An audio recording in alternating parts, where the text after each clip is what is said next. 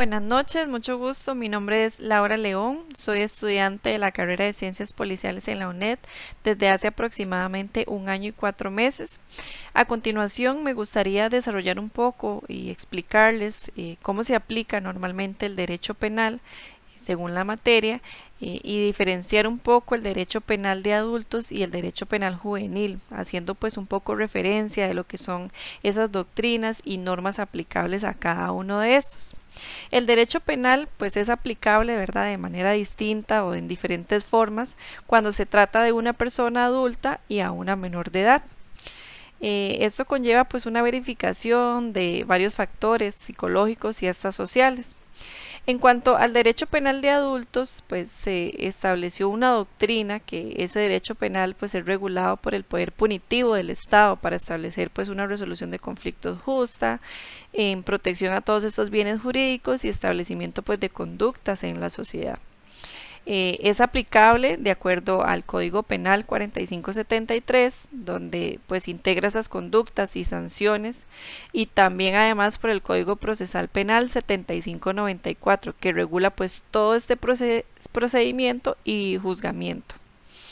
Mientras que para el derecho penal juvenil es una doctrina más que punitivo, pues integra la protección de un menor de edad y busca pues correcciones sociales a lo largo pues de su crecimiento y madurez en busca de una integración positiva en la sociedad. Está delimitada por la rehabilitación y los actos erróneos, ¿verdad?, tratando de convertirla pues en esa reinserción social efectiva. Esta es aplicable justamente en la Ley de Justicia Penal Juvenil 7576 y es un régimen pues especial juvenil que fomenta esas medidas socioeducativas en vez de penas pues tradicionalmente aplicables también a los adultos. Algunos principios rectores que quisiera exponer en cuanto a estos dos derechos, penal de adultos y penal de juvenil, y cómo establecer pues esas diferencias. Los principios rectores del derecho penal de adultos pues se encuentran, como les decía anteriormente, pues regulados en este Código Penal, mientras que los principios rectores del derecho penal juvenil se establecen en esta Ley de Justicia Penal Juvenil.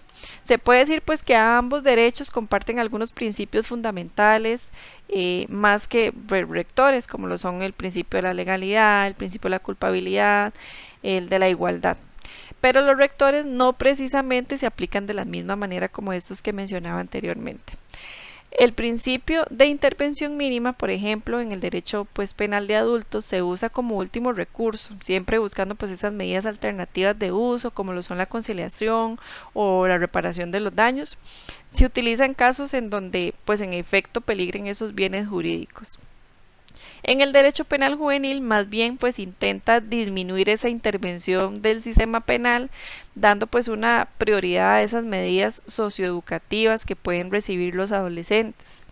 Y pues en este caso puede llegar a suceder esa intervención mínima, pero pues se intenta utilizar como en una fase final, según lo que mencionaba Gulock, y pues se debe actuar en lo menos gravoso que posible para este menor de edad.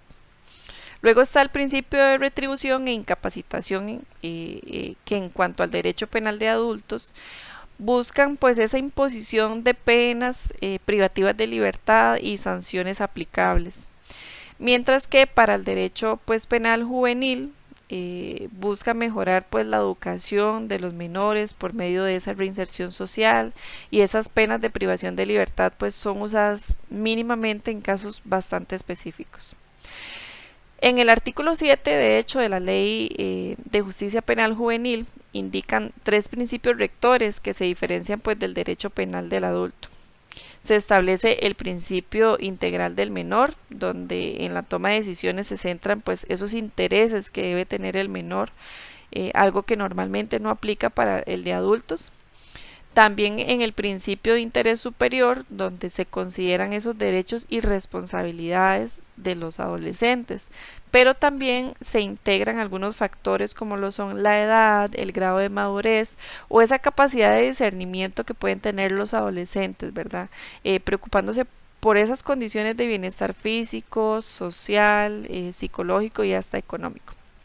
Y luego por último está el principio de derechos y garantías fundamentales que están establecidos en el capítulo 2 de la ley antes indicada.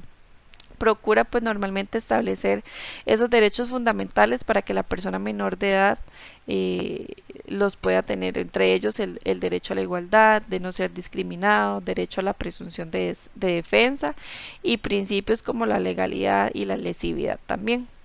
Para dar un contexto más amplio, voy a elaborar dos ejemplos donde podríamos ver esas principales diferencias donde se pueden ejecutar lo que les menciono anteriormente. Por ejemplo, en un caso donde un adulto de 30 años tenga tal vez una pelea en un bar y golpea a un hombre con una botella y pues le causa lesiones graves que requieren una hospitalización, este delito pues sí está tipificado en el Código Penal causándole daño a la víctima. De hecho, se indica en el artículo 124 de este Código Penal que se puede imponer una prisión de 1 a 6 años y se especifican ciertas lesiones que pueden incapacitar a la víctima. Entonces, indica que incluso conllevaría una prisión preventiva de esta persona adulta por el delito que está cometiendo. En otro ejemplo, tal vez con un joven de 16 años que tenga o participe en una pelea callejera en un barrio y le cause igual daños a otro, golpeándole tal vez con una piedra en su cabeza y requiere una hospitalización, también está causando un delito que está tipificado en el Código Penal. Pero al ser menor de edad, pues el joven debe ser juzgado por el sistema penal juvenil, donde se deben revisar pues esos factores que antes les mencionaba, como lo son la edad, la madurez y el discernimiento en la actuación del hecho que está cometiendo. Por eso podría ser penado con alguna sanción económica o retribución en actos sociales, ¿verdad? Para evitar pues esas conductas.